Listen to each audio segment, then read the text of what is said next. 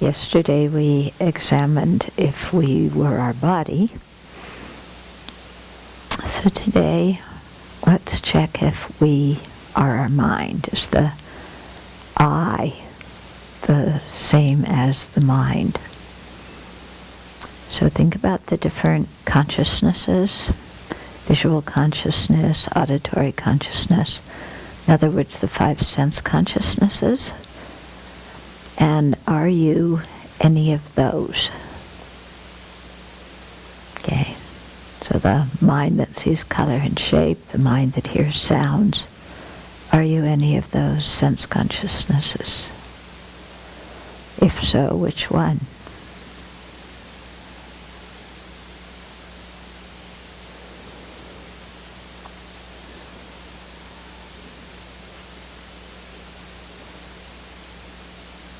We say, I hear, I smell, I see, I taste, I touch. You know, as if I am the, we might think, oh, I am that consciousness that experiences those things. So am I that consciousness?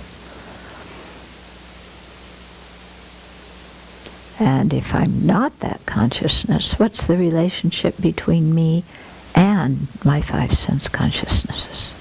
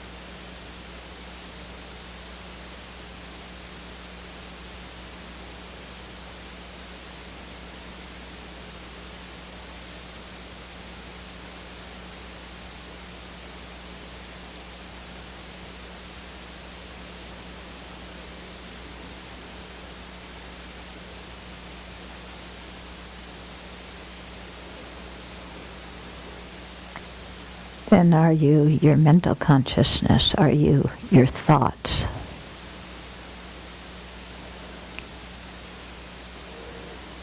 If you are the mental consciousness, then which mental consciousness? The one that thinks, the one that sleeps, the one that engages in reasoning, the one that's distracted, the one that's angry, the one that's loving. Which mental consciousness are you? So You can also incorporate that into asking, am I my moods? Am I my emotions?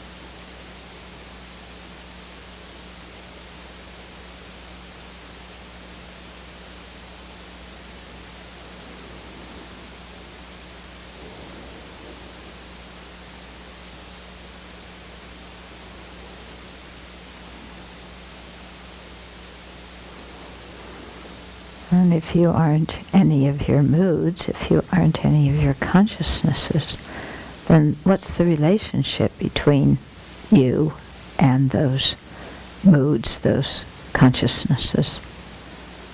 Are you something completely separate and unrelated to the moods and consciousnesses? Or what's the relationship between those things?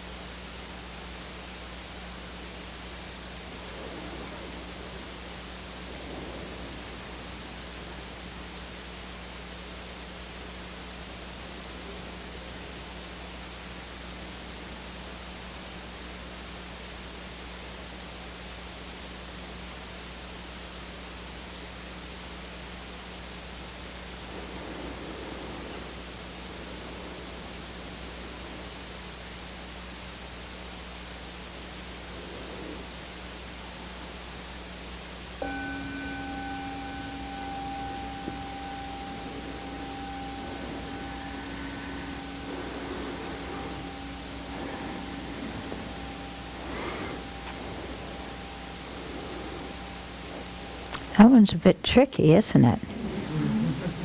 Like, okay, am I the visual consciousness? Well, you know, in the world of inherent existence, then if I were my visual consciousness, I would have to be one and the same with it. But I'm not one and the same with my visual consciousness, because I also hear, and I think and I smell, and my visual consciousness doesn't do any of those. So I can't say I am my visual consciousness. But in a world of inherent existence, if I'm not one with it, then I have to be totally separate from it. So then the visual consciousness that sees is here, and I'm over here. And how do I, what is this I? I mean, how does that work? Does the visual consciousness then relay stuff to the I? But why do you even need the I then, if you have the visual consciousness already seeing? Or if it's the I that does the seeing, why do you need the visual consciousness? Okay, so same with mental consciousness, with our moods. You know, if things were inherent existent, we would have to be, you know, one and the same with some mental state. So if we were one and the same with our anger, then we could never have any other mental state. Yeah, if we were one and the same with a loving mind, we could never have any other mental state. Because that would be us. We have other mental states. Okay? So then there's all these mental states, and then there's me. So what's the relationship between those? If I'm not one with them, then I've got to be entirely separate. So then there's me, and then there's my emotions, and there's no relationship between them. They're entirely separate and unrelated in a world of inherent existence. Yeah. So if you just have the mental states, if they're the things that are feeling the emotions, or cognizing things, or thinking things, then why do we say, I'm thinking this, or I feel this? Because there's no use in having an I that does that, because all your different mental states are doing that. Or if there's an I, also again, if the I is separate from those, and you do say, I feel this, I think that, and if the I is the actual one that's the agent that's feeling and thinking and cognizing, then what do you need all the mental states for? Yeah, they would be superfluous, because the I could be doing all of that. Yeah. So in a world of inherent existence, things would have to be this way. But it feels kind of weird, doesn't it? Doesn't work. Doesn't work. Yeah. Yet we say, I feel whatever we feel. Well, who in the world is that I that feels that? Or the I that thinks that? And what's the relationship between that I and the feeling, or that I and the consciousness that's thinking the thought?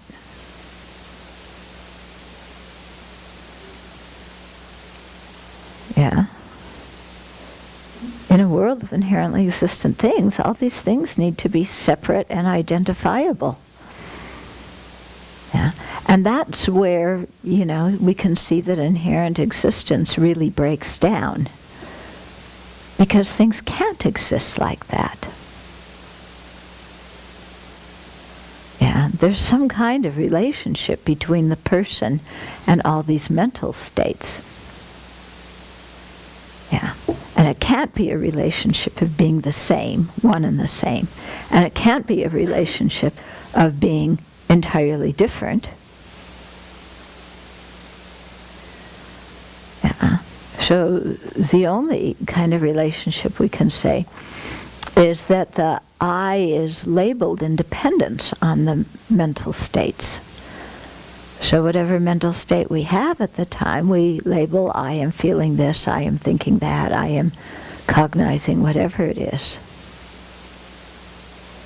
But if the I exists by being labeled in dependence upon these mental states, then why do we feel like the I is somehow separate and in control and running the job? Yeah. Because an I that's separate and in control and running the job, isn't one that's merely labeled.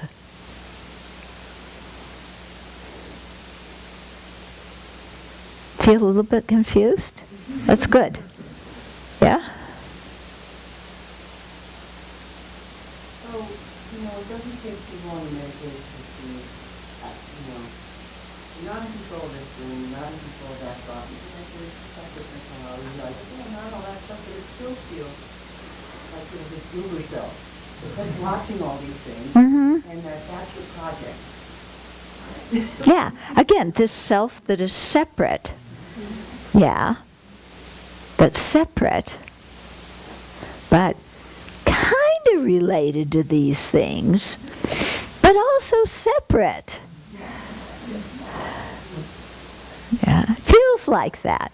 But can such a thing exist? It feels like that exists, but can such a thing exist? We feel like there's a boogeyman. Can the boogeyman exist? We feel like there's, flowers in the sky. Can they exist? Yeah. One thing I found revealing during that meditation was that uber self moved around.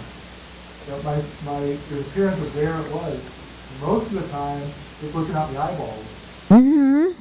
But if I attend to my hearing, the vision is the dominant sight normally. Yeah. I'm really paying attention to my hearing, that uber self moves back. Mm-hmm. Really paying attention to my walking, moves down. Mm-hmm. So, yeah. So where is it? Exactly. It feels like it's form. It feels like it's located somewhere in there, doesn't it? Mm-hmm. Yeah. If I cut it open, I should be able to find it. Yeah.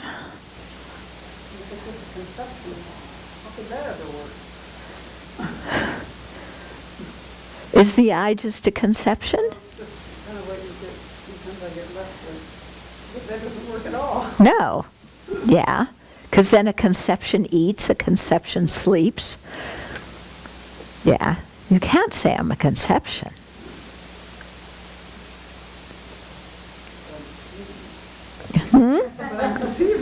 Yeah, you're conceiving. But not everything you think is real.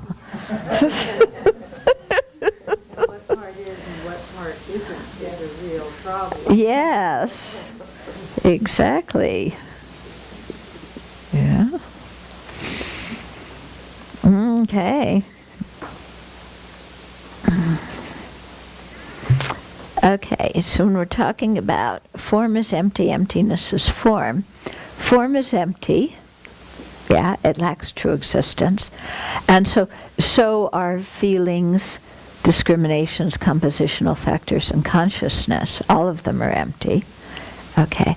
When it says emptiness is form, or emptiness is feelings, or emptiness is discrimination, or whatever it is, it means that emptiness is not something separate and unrelated to those things. It's their very nature.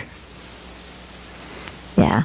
When it's saying emptiness is form, it doesn't mean emptiness is form.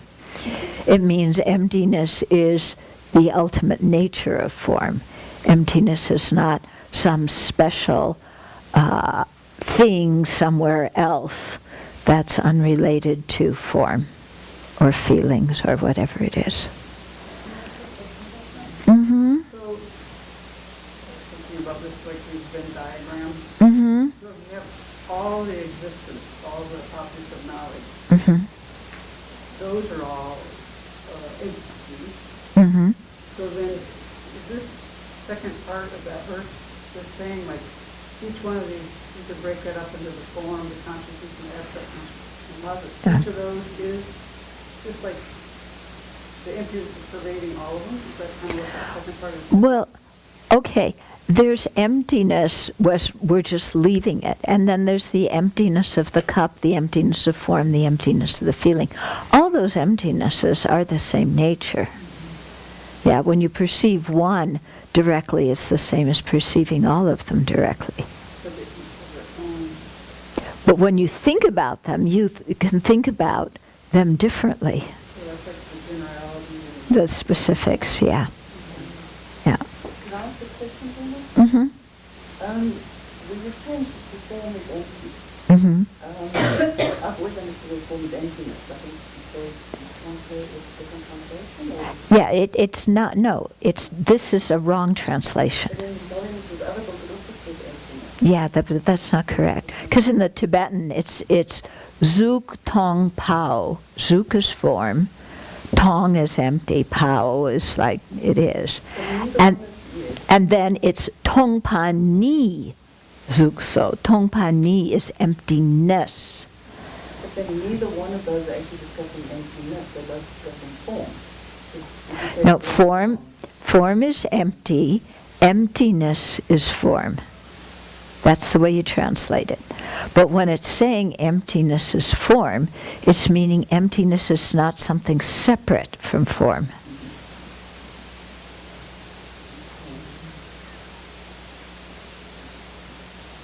Like the nature Yeah. of form. Yeah, it's the nature of form. Emptiness is actually stopping from falling into nihilism. Yeah. Because, No, form is empty.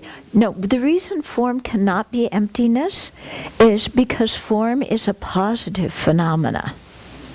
And emptiness is a negation. And a positive phenomena cannot be a negation.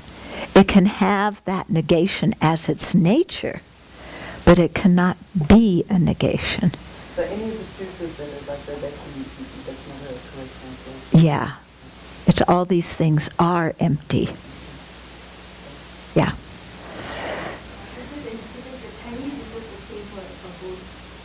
For both when you use it. Yeah. Yeah. Yeah. It is confusing, and that's why, sometimes it's translated like that. But in the Heart Sutra, it's definitely two different words. One is just tong, and the other one is tong pa ni. Okay, a form's natural lack of inherent existence itself is emptiness. Emptiness is not something extra, like a hat on the top of the head. Yeah? So like, here's the cup, and then you put emptiness on top of it. Okay? Not like that. Emptiness is the nature, the final characteristic of form itself. So it's inseparable from form. It is not form, but it is inseparable from form. Okay? And by form here, it could mean material objects, in general. The Tibetan sage Tsongkhapa quotes a passage from the Kyasapa chapter in the Pile of Jewels Sutra. Emptiness does not make phenomena empty. Phenomena themselves are empty. Okay, so see there, it says phenomena are empty. It doesn't say phenomena are emptiness. Yeah. When I was in Ladakh a year or so ago, I found a similar passage in the 25,000 stanza Perfection of Wisdom Sutra. Form is not made empty by emptiness. Form itself is empty. I was stimulated to reflect on this profound statement, and I would like to share with you what I found. It is a bit complicated, so please bear with me. Does the rest of the book have it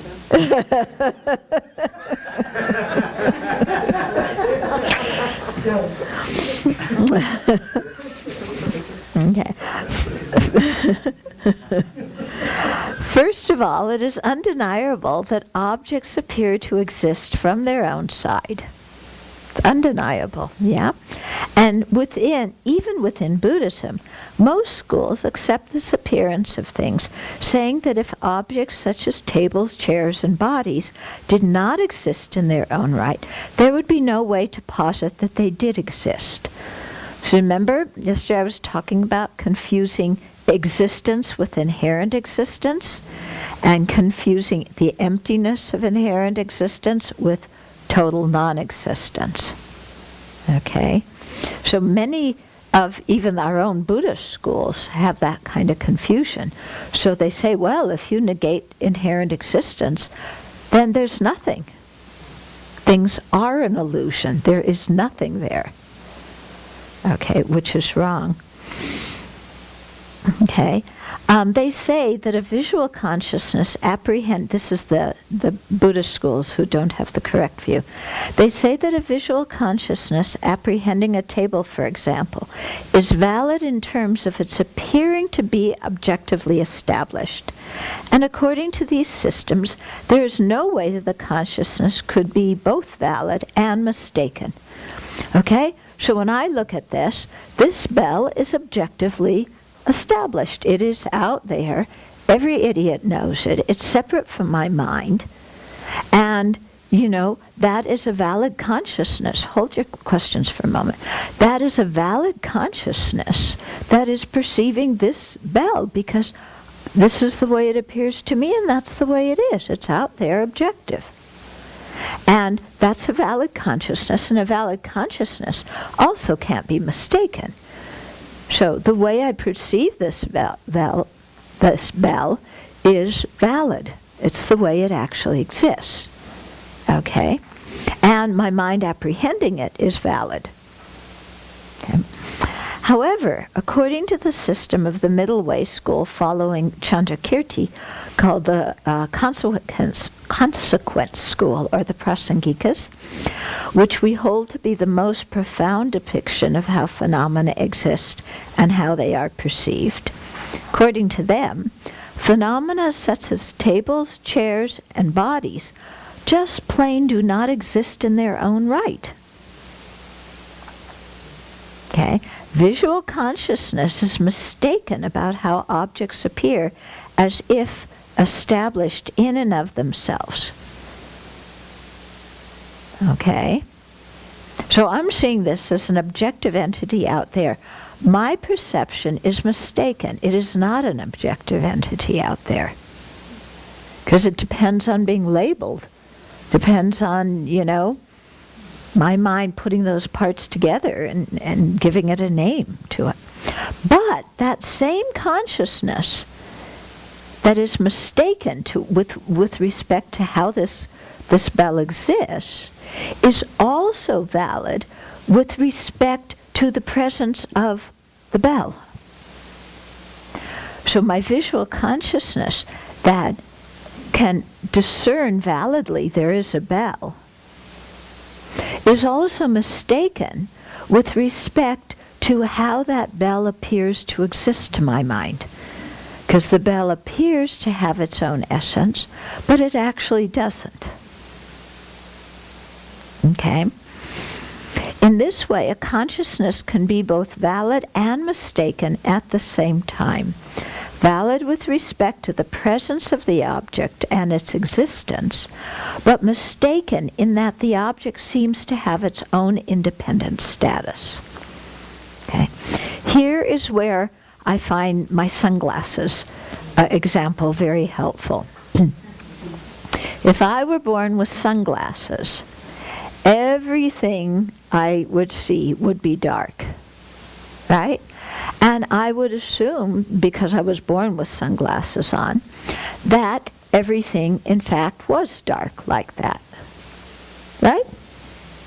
Yeah? Now, the fact that I perceive things like that doesn't make them dark. Yeah? Because there's this, misapprehension going on in my mind. But even though I'm wearing sunglasses, or even though now as adults we're wearing sunglasses, even though our consciousness, we can say it's mistaken with respect to dark objects, but when you're driving, you can still discern there's a car in front of you and where the road is. Okay? So it's valid with respect to whatever objects, you're able to see where you're driving and what's there, but it's mistaken with respect to how those objects appear to exist because they appear to be dark, whereas in fact they are not. So that's the analogy, that things appear to us to inherently exist. Yeah? Our consciousness that perceives them can say, oh yes, there's a bell and there's tissues and there's a table, but the way these things appear to exist from their own side in and of themselves, that part is mistaken. Yeah, so even though that's mistaken, I can still tell what's here. So that one consciousness can be valid and mistaken at the same time. And this is a unique assertion of the Prasangikas. So here, mistaken does not mean wrong. Mistaken means that it doesn't exist the way it appears. Wrong means if I look at this and I think it's a globe. Yeah, if I say, oh, there's a globe here, that's wrong. Okay? Or if I think, oh, this is my alms bowl. Yeah, that's wrong. Yeah. But validly apprehending, okay, it's a bell, because we've all kind of agreed that it's a bell and it performs that function, then that part is okay. I can ascertain it's a bell. But at the same time, I'm not actually perceiving that bell in the way it really exists, because there's a false appearance coming to my mind. Okay, that it has bell nature in and of itself, unrelated to anything else. Okay? Chandrakirti posits that objects appear to exist from their own side due to a mistaken framework of ordinary perception. Okay? In fact, nothing is established from its own side. In this way, form itself is empty. It is not made empty by emptiness. What is it that is empty? The form itself, the table itself, the body itself. In this way, all phenomena are empty of their own inherent existence. Emptiness is not something made up by the mind. This is how things have been, how they have existed from the start. Appearance and emptiness are one entity, but cannot be differentiated into separate entities. Okay, so they're one entity.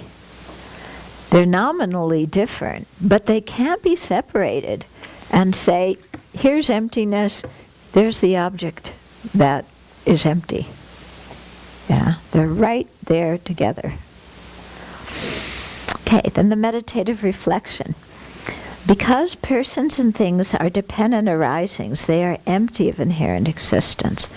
Being dependent, they are not self-instituting. Okay? Because persons and things are empty of inherent existence, they must be dependent arising. So in the first one, it's because they're dependent arising, they must be empty. The second point, too, is because they're empty, they must be dependent arising. If phenomena did not exist in their own right, they could not depend. If phenomena did exist in their own right, they could not depend on other factors, either causes or their own parts or thought, since phenomena are not able to set themselves up. Yeah, they're dependent, they can transform. Okay? If we were inherently existent, there would be no way we could become Buddhas, because we would be inherently ignorant. Yeah, then impossible to become a Buddha. But we're not inherently ignorant. Believe it or not. Then point 3, these two realizations should work together, the one furthering the other. So, because things are dependent, they're empty. Because things are empty, they're dependent. These two help each other. Yeah? And that's what he was talking about, what I read this morning. We go back and forth between those two things. Okay? Understanding the reasoning of dependent arising will deepen your analysis that the I and other things are not the same as or separate from the basis on which they are set up. Okay? So that's, we're dependent on our body and mind. We're not the same as them. We're also not separate from them. It will also encourage you to engage with great force in the practices of giving, morality, patience, and effort, the heart of which is love and compassion. These in turn will enhance your capacity for insight. All of these have to work together. So we have to do all these practices together. Yeah. We all have minds that are capable of knowledge. Therefore, if you work at it, eventually knowledge can be gained. For this, you need to read, listen to lectures, and study. You need long-term thinking, and you need to meditate. Since you are endowed with consciousness, and since emptiness is an object that can be brought to mind, your effort will yield results. Okay, and if you don't believe it, I challenge you to call the Dalai Lama a liar to his face.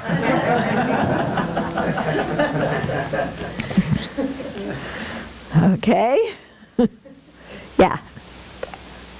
So is this because of the fact that everything is because of an agreement? I mean, we all agree that that's ourselves, we all, that is so because we all agree that it's aesthetic as well. Mm-hmm. There's an I because we all agree that there is an I, and so without those agreements, is that why everything is dependent? Well, one of the elements of dependent is that it's dependent on our thought. Okay? That's not the only way things are dependent, but that's one way. Because things are dependent on their causes and conditions. They're dependent on parts. Okay? And then they're dependent on being labeled, conceived of and labeled.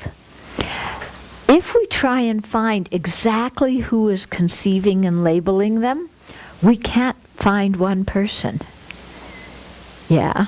It isn't just like one person conceived and labeled them, therefore that's what they are.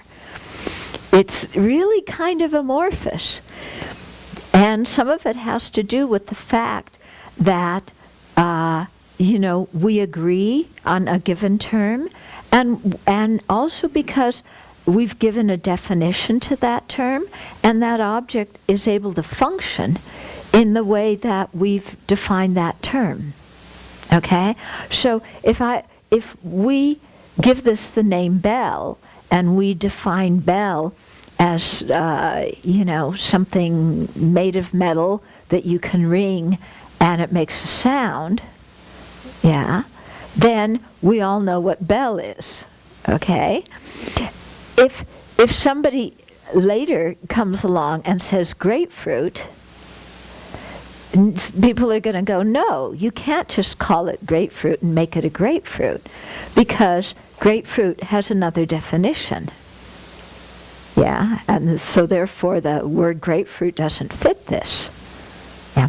Before we labeled it bell, before anybody called it bell, we could have labeled it grapefruit. Yeah, and then define grapefruit as something made of metal that you can ring and it makes a sound. That would have been fine. Yeah, but otherwise, if in midstream you call a bell a grapefruit and expect it to still be a bell, or if you call it a grapefruit and expect it to become a grapefruit, I called this grapefruit, therefore abracadabra, it becomes one. That's not going to work. Okay? So there's some kind of convention going on. And it's also not sufficient that we all call this bell, and we all say bell is something made of metal that makes a sound. Yeah, that when you hit it makes a sound. But actually this object, for it to be a bell, has to be able to perform that function. Yeah, so that's why if you had a hologram of a bell, you can't say that's a bell. Yeah, a hologram of a bell isn't a bell. When you dream about a bell, that's not a bell. Yeah, your dream bell cannot perform the function of an actual bell. Okay? So something has to be able to perform the function that was assigned to it by virtue of being conceived and labeled in that way. Okay? Yeah? So we're projecting the idea that that's a bell by our usage. Somebody could say that it's a container and use it that way. They had no idea that it was going to be a bell. Yeah. But either way, separate from your projection, there's an object sitting there. Mm-hmm. From our projections that might be permanent or something, there's an object there that's not permanent. There is an object there. Mm-hmm. But even saying there's an object there depends on our conceiving and giving the word the label object. Right. But outside our labeling, But outside, there's a base of the label. There's a bunch of parts there. There's the basis of the label. That's there. But if you try and find something in the basis of the label that is the bell or that is the container, you won't find anything. Okay? So there's a bell there that we've labeled bell and functions as a bell. But if you try and find something in this basis of designation that is the bell, you can't find anything. Okay? So it exists, but it's not findable in its basis of designation. As long as you don't look for it, it's safe. Yeah. As long as you don't look for it, we talk about the bell and there's no problem. But as soon as we say, exactly what is this? When we say the word bell, what really does that word bell refer to? Yeah, and we start looking for something. At that point, that's when we can't find anything, because at that point, we're going into ultimate analysis. at that point we're bringing in human projection. At that point we're bringing in human projection as soon as we're trying to define it. We're projecting something out here. Yeah, but you know, it doesn't exist outside of somebody conceiving and labeling it. Yeah. Because you're kind of saying, yeah, it's human projection. But, you know, can you assert something that exists that is not conceived and labeled by any sentient being whatsoever?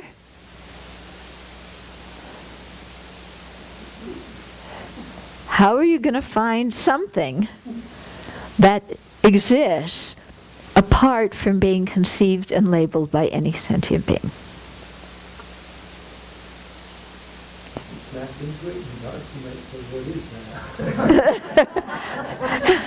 Yeah.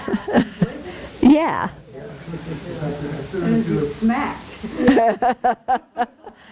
Yeah. Physical sense consciousness registers pain. Yeah. Label it. Right. Yeah. And also, when the light's turned on, other people see it. Yeah, it doesn't have to be you that is the one that's labeling it. Okay. One question, then I want to come back here. Yeah. So for me, that brings up the question of discovery. Mm-hmm. You know, so I assume that, you know, for example, the beings that live in the bottom of the Mariana Trench that nobody knew were there, now we know they're there. Mm-hmm. Hard for me to imagine that they didn't exist before somebody found them. Right. Yeah. I mean, just because we aren't the ones that perceive and label them. Doesn't mean that nobody else perceives and labels them. Yeah, the other living beings down there, they all knew they were there. Yeah? Maybe they just came into existence when you saw it. No, they were all there before we even saw them. Yeah, so it's not just us. Yeah, don't they? All the fish at the bottom of the ocean that we don't even know they're there, they know they're there. Yeah, and they know all the stuff. I mean, who knows what's at the bottom of the ocean? I'm sure there's some sentient beings on this planet who know where that airplane is. Yeah? They just don't know it's an airplane. Yeah, they don't know it's an airplane. They don't know, what human beings are doing about it. But, they perceive some basis of designation there. And I don't know if, we don't know whether it's sentient beings in the middle of a jungle in Burma or sentient beings at the bottom of the Indian Ocean. Who knows? Yeah, but I'm sure some sentient beings know. So you just have to, the CIA has to find out who.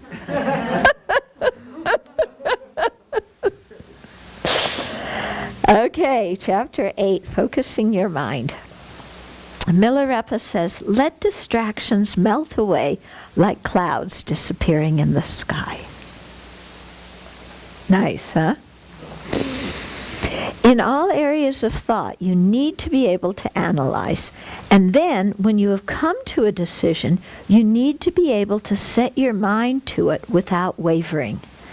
Okay, so here we're talking about analytical meditation. You need to analyze. But when you've discerned what it is through analysis, then you need to set your mind on it, focus on it, concentrate on it without your mind wavering and getting distracted. So that's stabilizing meditation. So we need those two kinds, analytic meditation, stabilizing meditation. Analytic meditation is on the side of insight or vipassana. Yeah, stabilizing meditation is on the side of serenity or shamatha. Okay? These two capacities, to analyze and to remain focused, are essential to seeing yourself as you really are. In all areas of spiritual development, no matter what your level is, you need both analysis and focus to achieve the states you are seeking, ranging from seeking a better future to developing conviction in the cause and effect of actions or karma, to developing an intention to leave the round of suffering called cyclic existence, to cultivating love and compassion, to realizing the true nature of people and things. All of these improvements are made in the mind by changing how you think, transforming your outlook through analysis and focus. Okay? So that's really emphasizing that, practice of the path is done through transforming our own mind, through analysis, learning how to see things in a correct way. Yeah? All types of meditation fall into the general categories of analytic meditation and focusing meditation. I usually call it stabilizing meditation. Also called insight meditation and calm abiding meditation. I usually say calm abiding is serenity. Okay, so you have these two kinds of meditations, and yeah, like that. Okay, so His Holiness is usually very emphatic that realizations come about through these two kinds of meditation. They don't come about only through praying. Yeah? And this is really important because some people think, I just pray, may I have single pointed concentration, may I realize emptiness. Yeah, and His Holiness says prayer is good in the sense that it sets our aspiration and it helps us set an intention. But you can't just pray your way to realizations. You have to really think and understand and familiarize your mind with those things. Okay? If your mind is scattered, it is quite powerless. Distraction here and there opens the way for counterproductive emotions, leading to many kinds of trouble. Don't we know that? Okay, without clear, stable concentration, insight cannot know the true nature of phenomena in all its power. For example, to see a painting in the dark, you need a very bright lamp. Even when you have such a lamp, if it is flickering, you cannot see the painting clearly and in detail. Also, if the lamp is steady but weak, you cannot see well either.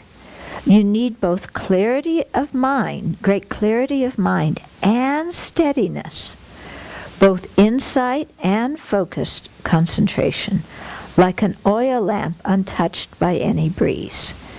As the Buddha said, when your mind is set in meditative equipoise, you can see reality exactly as it is.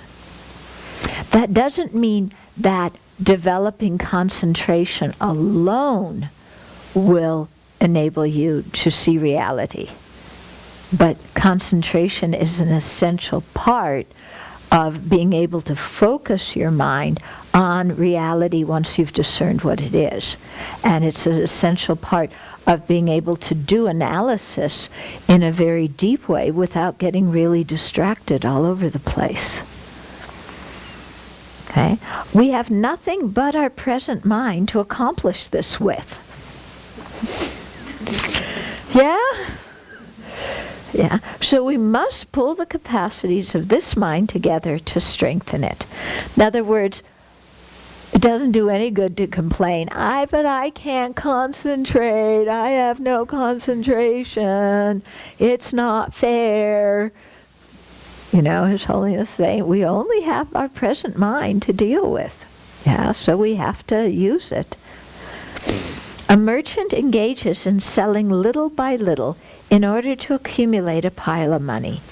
The capacities of the mind to comprehend facts needs to be drawn together and focused in the same way so that the truth can be realized in all its clarity. Okay? So this emphasis on clarity gained through analysis and really understanding what something is, and the focused mind, the stabilizing meditation that can hold the mind there so that it isn't flickering and getting distracted.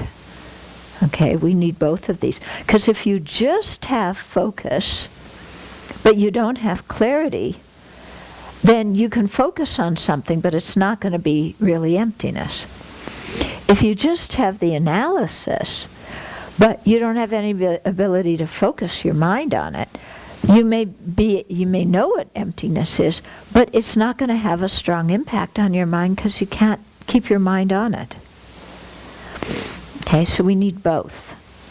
However, in our usual state, we are distracted, like water running everywhere, scattering the innate force of the mind in multiple directions, making us incapable of clear perception of the truth.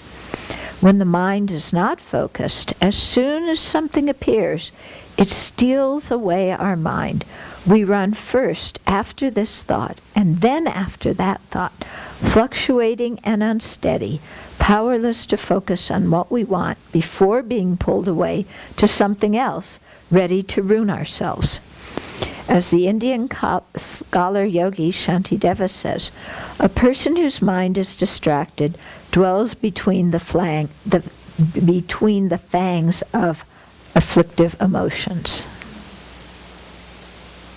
True. I don't think I need to explain that, do I? I think everybody can see that.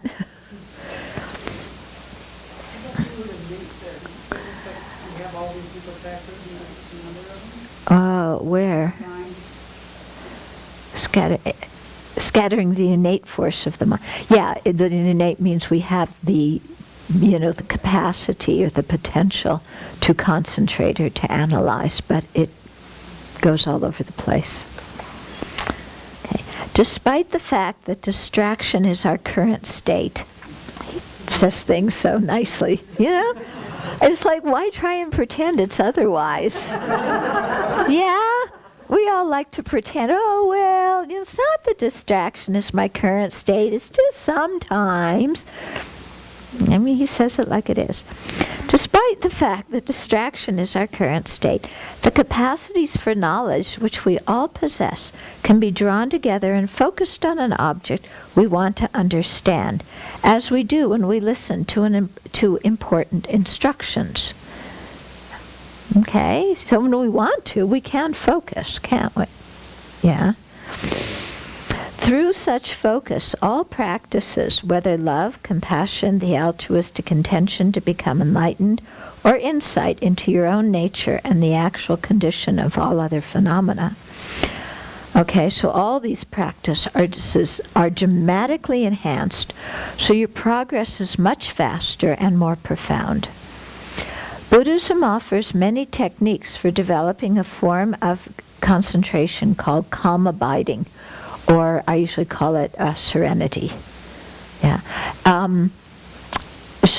The last maybe 3-4 years, the Labor Day retreat has been on this topic. So there's things on the web if you want to listen to that. This powerful state of concentration earns its name because in it all distractions have been calmed, and your mind is, of its own accord, abiding continuously, joyously, and flexibly on its chosen internal object with intense clarity and firm stability. At this level of mental development, concentration does not require any exertion at all. So that is possible.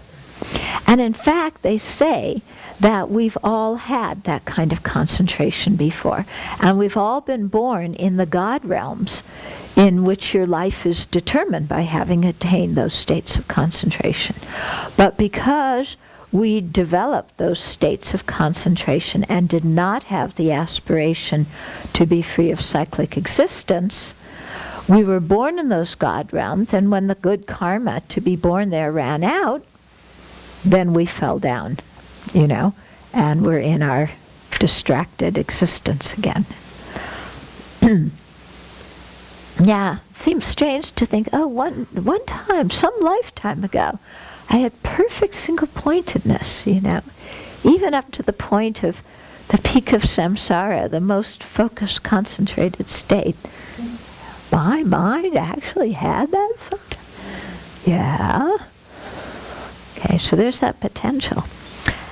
Then overcoming laziness. Maybe we should skip that section. Nobody really wants to hear this, because if we hear it, we might have to do it. Okay, laziness comes in many forms, all of which result in procrastination, putting off practice to another time. Sometimes laziness is a matter of being distracted from meditation by morally neutral activities like sewing or considering how to drive from one place to another. This type of laziness can be especially pernicious because these thoughts and activities are not usually recognized as problems. Right? Yeah, so you sit down to meditate, and then you start thinking, well, how shall I sew this? Or I have to go here today. How shall I get there? There's nothing negative about thinking those things. There's certainly no bad motivation. Yeah. Oh, and if I think about how to drive there in my meditation, then I can get in the car and go there when I get up. So it's useful. Yeah. And besides, I have so many good ideas when I'm meditating. All these fantastic ideas I've had. I had all these problems at work. How do I do this? How do I do it? The solution comes in meditation. Fantastic. All these new ideas. I'm going to write this book. I'm going to write that book. I'm going to go here. I'm going to go there. Yeah. So many good ideas, right? Don't you have good ideas when you're meditating? Yeah. Oh, how am I going to plant the garden? Oh, these flowers can go here, these flowers can go there. Huh? How am I going to get this computer to work?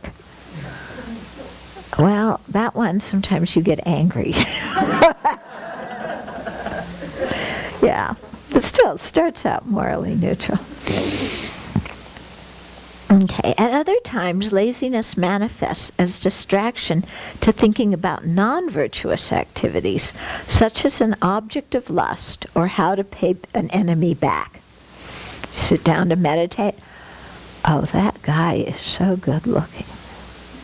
Wow. Eyes like diamonds, teeth like pearls. How was it, you know? Oh, yeah, single-pointedness. He is my object of meditation. Yeah. So whatever it is that you find attractive, you know, your version, your personal version of chocolate cake. You know, it could be your bed if you're very attached to sleeping. Oh, my bed. Oh, my bed is so wonderful. I love that bed. You know, or chocolate cake. Oh, I wonder what we're having for lunch. Chocolate chip cookies, not bad. They tasted a little stale, though.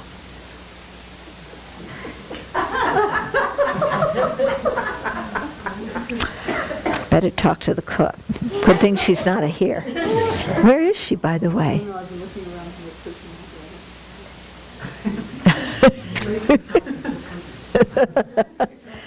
Yeah.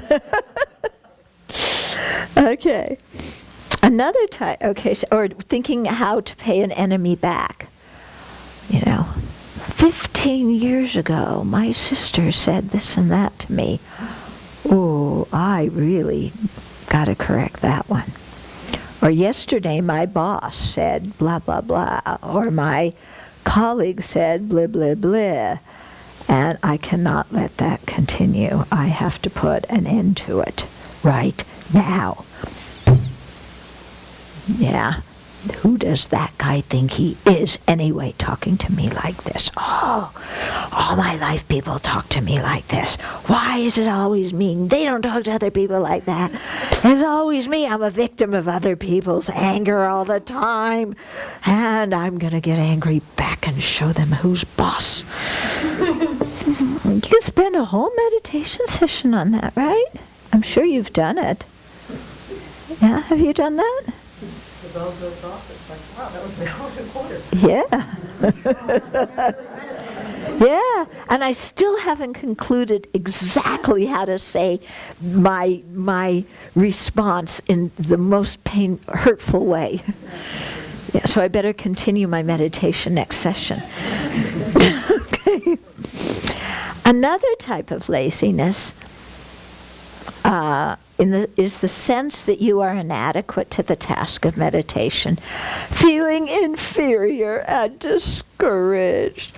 How could somebody like me ever achieve this?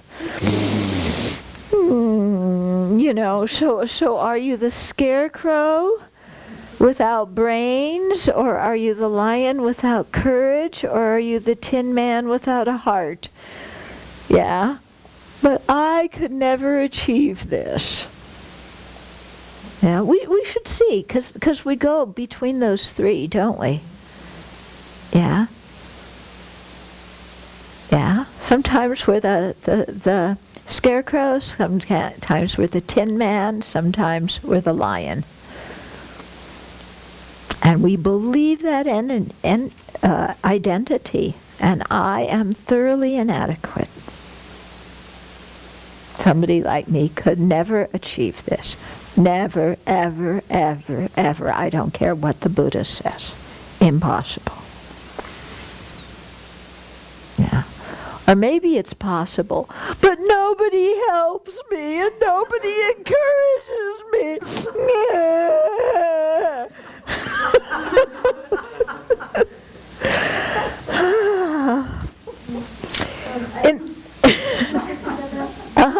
What I find interesting is that yes, I can achieve this, but not now.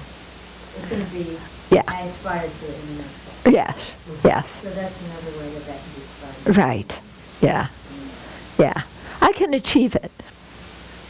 But I can't achieve it right now because actually it's too hard to do right now. In my next life, I'll have better conditions. I'll have more energy.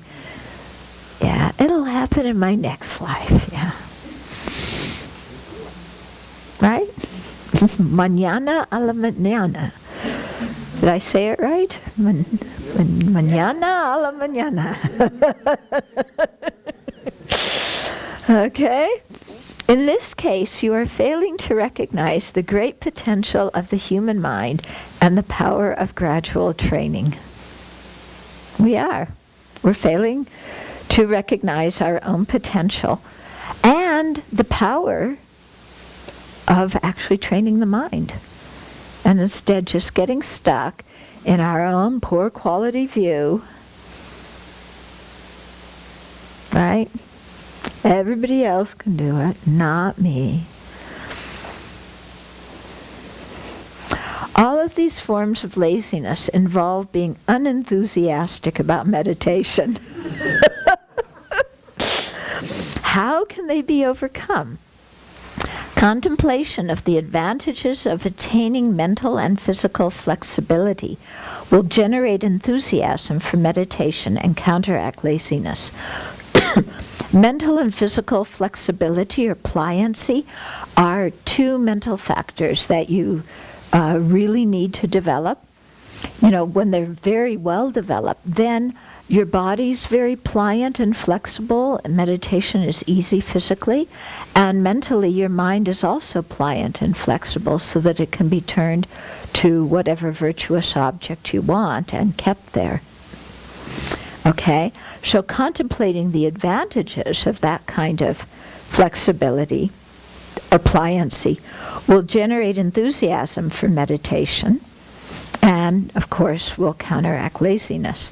Once you have developed the meditative joy and bliss of mental and physical flexibility, you will be able to stay in meditation for as long as you want. At that time, your mind will be completely trained so you can direct it to any virtuous activity. All dysfunctions of body and mind will have been cleared away. Nice, huh? Is there a pill for it? I really don't have time to do all this training. You know, I mean, it takes a lot of training, takes a lot of time. I don't have that kind of time. I'm a busy person. Yeah. So they should develop a pill. Yeah, a concentration pill, right? Yeah. Who are the scientific researchers in this audience? Yeah. No, it's not Ritalin, actually. Huh? Yeah. Okay. Conditions for practice. For beginners, external factors can have considerable impact on meditation because your internal mental capacity is not particularly strong. He's so polite. This is why limiting busy activities and having a quiet place to meditate are helpful. When your internal experience has advanced, external conditions will not affect you much. Okay? But we have to limit our busy activities. If we're busy going here, going there, planning this, planning that, getting involved in this, getting involved in that, you know, it's going to be very difficult to actually sit and focus our mind. Okay? So, and having a quiet place to meditate, not in front of the TV, not in front of the computer, not in the room where the baby's crying. Yeah? But having a quiet place. Is your hand up? Yeah. I'm glad that you mentioned that because I'm not a parent, but I work with parents a lot. Mm-hmm. And something that they talk to me about that I don't know how to respond in a way that helps them have better mental health. Mm-hmm. I have 3 kids, and one of them has obsessive compulsive disorder, and one of them is on the autism spectrum, and one of them is a 2-year-old, and both my, and it's just this list of how, in the role of being a parent, it's like that is synonymous with I don't have time. And I don't have a response to them on how to slow down and do that. Yeah. Okay. I have a couple of comments. First one that won't help you respond to the parents, but but the comment is that nowadays everybody has a disorder. Yeah. When you said one has obsessive compulsive, one has, what was it? Yeah, Asperger's. And then when you said the other one's a 3-year-old, I thought, oh no, that one's got to be something wrong with that one too. Yeah. Yeah. Yeah, you can no longer be a 3-year-old. You have to be a 3-year-old with some kind of syndrome. Terrible threes. Yeah, what? Terrible threes. The terrible three syndrome, or you're a defiant child, or you're, whatever they label you. I mean, nowadays everybody has a syndrome or a disorder. It's ridiculous. Totally ridiculous. You're not allowed to be normally dysfunctional. Yeah. I mean, aren't a certain amount of our neuroses kind of just, be a normal 3-year-old. Yeah, they call it the terrible twos because it's terrible twos. That's it. Okay? So, one thing is like, let's get out of all this labeling. Okay? Because I think that's very damaging to children, because then they grow up, I have a disorder, I have a syndrome. Their whole identity, since they're this big, is something's wrong with me. Well, and not just for them, but once it gets in the school system, every teacher they interact with will say, well, that's your ADHD, that's your OCD. Right. And they're just kids. Teachers that are sitting home, you can take the ribbon and say, you need to go home. Yeah. So. Okay. Yeah.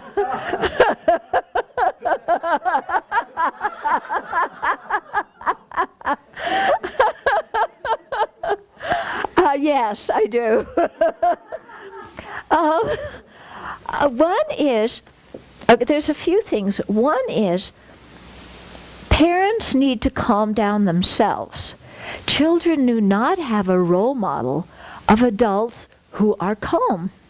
All they have, when they look around, are mom and dad running madly around, trying to do everything all at once. So then, of course, kids are restless and they can't sit still, because they never see mom and dad just sit there. They don't. Mom and dad are always doing something, talking about something. Either that or they're just sacked out unconscious. So I think parents need to learn to be good role models. Yeah, and to quiet their own lives down a little bit. Yeah, and okay, we don't have to go to every lesson. We don't have to enroll in every series of this. We don't have to go to every lesson of that. We don't have to, be the best in this and the best in that and this and that and the other thing. We can just be peaceful, calm human beings that care about each other. Yeah? So you tell mom and dad they have to go to a meditation class. Yeah? But they're too busy, they don't have time. But we always have time. It's, people, this is the new excuse. I'm too busy means I don't want to do it. Yeah, it's code for I don't feel like doing it. Yeah, because we all have 24 hours in the day, and we all prioritize how we spend them. So if there's something we would rather do than something else, we do that thing and we tell the people who want us to do the other thing, I'm too busy. Yeah? But it's just a matter of our priorities, what we think is most important for us to do. Yeah? And one of our big problems is we are so susceptible to societal influence that we think I have to be busy all the time, otherwise I'm not normal. Yeah? And I have to be checking up on my Facebook and all these different social media, and I have to find out, oh, Jane ate cornflakes for breakfast. That's such important information on her Facebook page. I'm really glad I checked it. You know? It's like, you know, we are the ones who make ourselves distracted very often. Isn't it? I mean, years ago, people had to really work hard to get their food. You know, you had to go out and work in the fields from morning to night if you wanted to eat. Yeah. Now we can go to the grocery store. We can buy so much. You know, we have our job at work, but we can also say, at this point, the work ends. But we aren't willing to do that. We want to be everything and do everything and be the busiest of the busy and still be peaceful. That's crazy, isn't it? That's totally nuts. Yeah. Well, just speak about public speaking, maybe one more, but having also working with students as a teacher and also working with kids that are on the spectrum and all that, there's a couple of strategies I've developed over the years for parents that I suggested, because they get a big cardboard box, because these kids really do well, and it's medication that we don't tell them. That these kids have like a refrigerator box, and they can go in the box. So these parents have boxes. So they say, God, my kid goes in the box, and it's wonderful.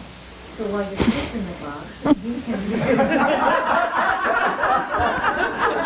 because they really need to have that, as you know, they need to have that insulin feedback. So then the parent, so they go, God, my kid's in the box, and it's quiet. Because, well, then that's your time for you to go in your box. And so we've implemented in school that all the classrooms have boxes, so that the students can go in these boxes, and it's a way for them to completely turn off on the stimulation. And then it encourages for the rest of the class to then, at that same time, to adopt just a sensory, to tune it out, and so then that mindfulness practice can be incorporated at that time. I can't call it mindfulness. You call it sensory deprivation. That doesn't sound so good. Actually, mindfulness is the latest rage. Well, it is in some places, but in the private schools it's fine, and it's like this whole thing now, I know, it is. But in some schools we can't say mindfulness. But it's a really, it's amazing. And the other thing that's interesting, and I've been working with youngsters for a while, is that I ask every year, I take a survey, would you rather be inside or outside? And so I take a survey to see what's happening out of about 30 young students. This is the first year that all but one child said that they'd rather be inside, because that's really electronic stuff. Mm-hmm. It's fit that. Mm-hmm. Yeah. That's part of the wavelength. It's not wavelength, what we're doing. Yeah. We're addicted to electronics. Yeah.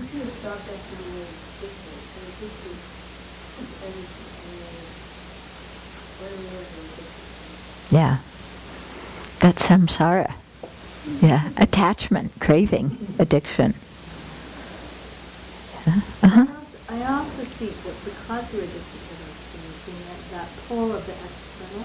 Mm-hmm. You know, like you used to could just let somebody leave a message on your extension and let it go. Mm-hmm. And now they can contact you in so many different ways, and so we have this idea that to be responsive or to be responsible, we need to be available to the entire planet. Mm-hmm. And this is just also talking to some kind of giving idea that we don't owe that man. No, of course we don't. Yeah, we don't need to be always available. Why should we be? And we don't need to respond to everything as soon as people send it. Sometimes we don't need to respond to it at all.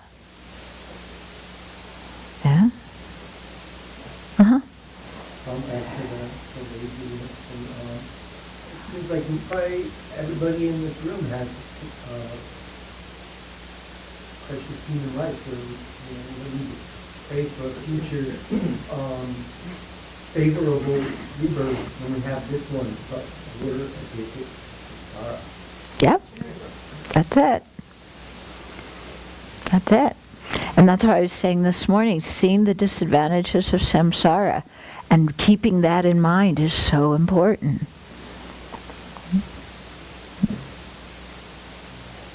I was going to say, I've got an iPod, which I'm very attached to, but it's all called the Dharma teaching.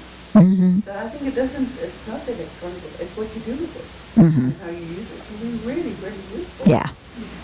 Yeah. But I don't suppose you're always addicted to your iPod and listening to Dharma teaching. Where is when I go to the shop, I listen in the car, I listen, it's wonderful. I can listen.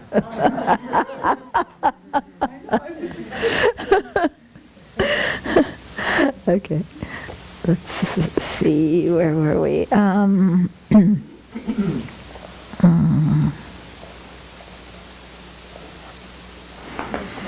Yeah, okay. Right. Okay, shall we try and finish this section? At this early stage of cultivating calm abiding, we're on page 792 now, you need a healthful place to practice, away from busy activities and persons who promote lust or anger. Okay, good luck. You also need, to work on our lust and our anger, because, it's very difficult to go somewhere in the world where you don't see that.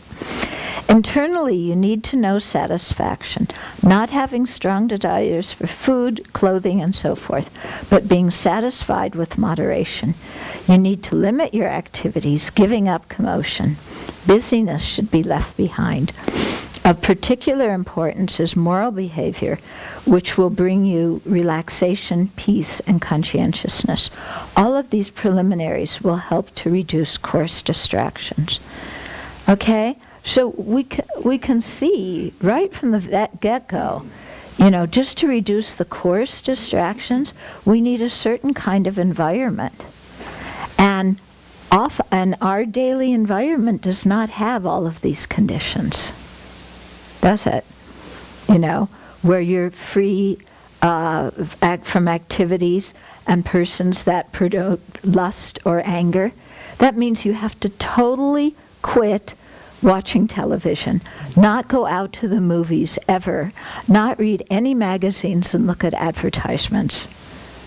It's really difficult in our busy life, because all the time we're surrounded by this stuff that provokes anger and desire. Okay? We need to know satisfaction. Yeah, Mick Jagger had it. I can't get no satisfaction. When are we ever satisfied? Yeah, we always want more. We always want better. Something's not right. We've got to improve it. Yeah, our whole idea of a good economy is that the economy is always growing. If the economy stays the same as it was, that's considered a recession. Unless the economy is growing, that means it's a recession. Yeah? Not having strong desires for food, clothing, and so forth. Yeah, so it doesn't, it means that we're not always thinking what's for lunch and, what kind of clothes do I have to get for my meditation course? Yeah, I can't just wear any old thing to go meditate, All these people are, dressed in certain ways, and I have to fit in. But being satisfied with moderation.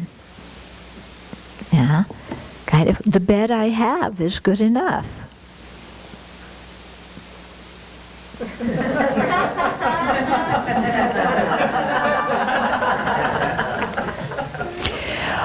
You will notice, many of you, that you are sleeping on brand new mattresses that were delivered on Friday morning.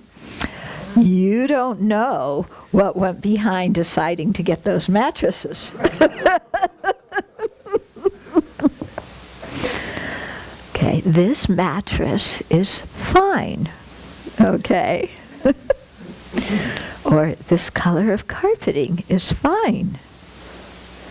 Yeah. This is the grout. You know, when you build a building, you have to think about things that you never in your life even know existed or cared about, and all of a sudden you have to figure out, you know, what color grout do you put in the tile? I was pretty happy with that. Yeah. Lectures and we went, that one, you want to keep showing us more and more. Yeah. You know? And what kind of tile and what kind of carpet, and there's so many different shades of white paint. Yeah? You don't know that? There's many different shades of white paint. You have to choose the shade of white paint you want. Okay. So you have to have satisfaction with moderation. You need to limit your activities, giving up commotion. Okay, that means also playing with the cats. No, yeah. No, we got to change that. It doesn't mean that, sorry. Yeah. Okay, busyness should be left behind. So that means not driving here, not driving there, going here and there. Yeah. Of particular importance is moral behavior, which will bring you relaxation, peace, and conscientiousness. And no guilt, no remorse. And it really makes your mind very, very peaceful. All of these preliminaries will help to reduce coarse distractions. Okay, I think I'll stop there.